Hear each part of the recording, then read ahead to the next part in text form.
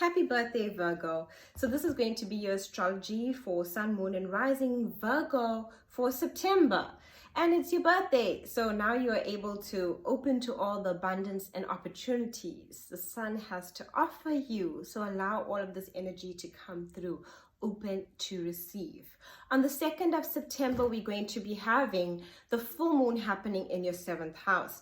Now, this will be a time of really looking at your relationships, and it will be joining Neptune, so you can get to see your relationships for what they are.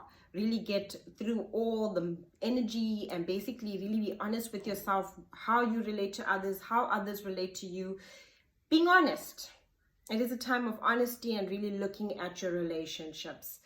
Because the moon is also going to be joining Neptune, it is a time where you can really level up in your relationships and feel connections on a soul level, in a soulmate kind of energy, where you really are open in all ways and really picking your relationships up to basically new heights. Then on the 6th, we're going to have basically Mercury moving into your 2nd house. So Mercury in your 2nd house is where you're going to be thinking a lot about your finances, financial ideas, what you want to change about your finances, what do you want for your life, how do you want to move forward with your abundance, how do you want to bring in more abundance, and any ideas that you have for businesses, promotions, want to applying for something, you really put it forward then. Right? Because you're going to have these ideas playing in your mind, so don't let go of it, really act upon it.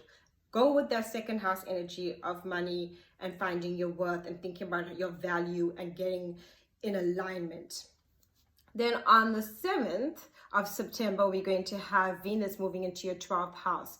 Now, Venus in your 12th house is really about, getting deep and wanting to do some internal work when it comes to your relationships again. Because Venus is all about love. It's again, love, the things that we value, what we want to have around us, the people we surround ourselves with. And being in your 12th house is when you actually want to kind of like really look within and ask yourself, what are you passionate about? What are you passionate about in your relationships? Are you feeling passionate? Is there passion?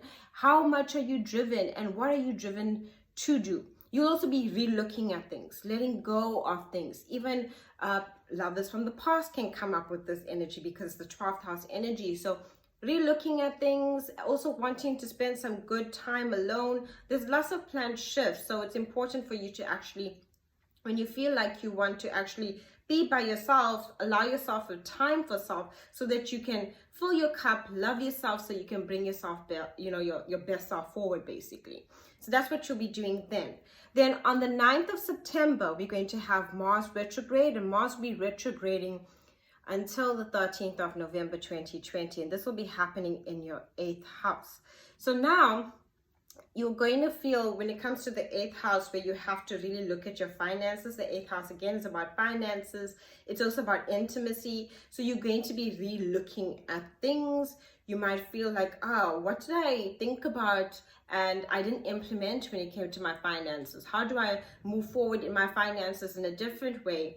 You'll be able to see a different perspective when it comes to finance as well, because it's almost when Mars goes retrograde, we're going to have a lot of this having to stop kind of energy, where we got to get to a point of re-looking at things and going back. So it's not the kind of time to take action, because Mars is a planet of action, passion, it's driven. Right now, you kind of asked to I gotta slow down a bit and re-look. What did I think about before but never implement? And now actually wanting to implement it.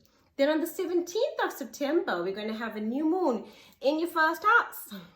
And this is all about you and a rebirthing process of really looking at everything of what you want for yourself. It is your birthday month. So this is a time where you're going to be, I have gone through all these changes and now I want to implement new things. Remember, Virgo season is the energy where we look at all the things that we no longer want and what's holding us back, and how can we, reignite that passion. And a lot of time that involves change, of shifting things around, even shifting things around in the way that we think about ourselves and the energy that we give to ourselves, so we can basically be of better service to others.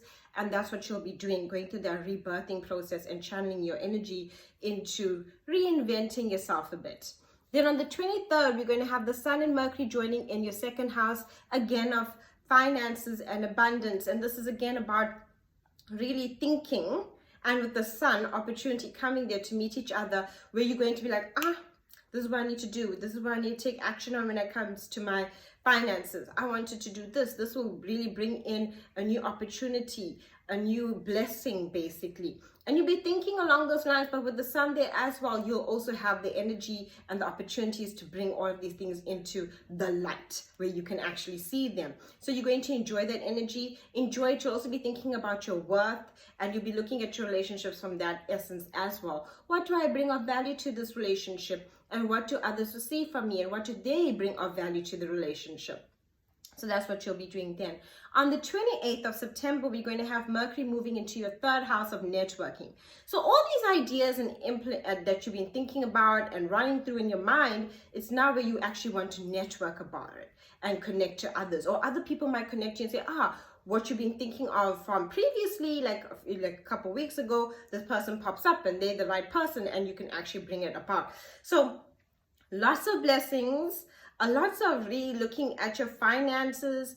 When it comes to love energy, you kind of uplifting your love energy to a new level. So you're taking love to a deeper level as well. But most importantly, you're also looking at your goals and what you wanted to reach for yourself, and actually implementing it and actually connecting to others and networking that energy towards the end of the month. So enjoy your birthday season. Be open to all the beautiful blessings. Allow them to basically enrich your life and bless your life. Thank you for watching.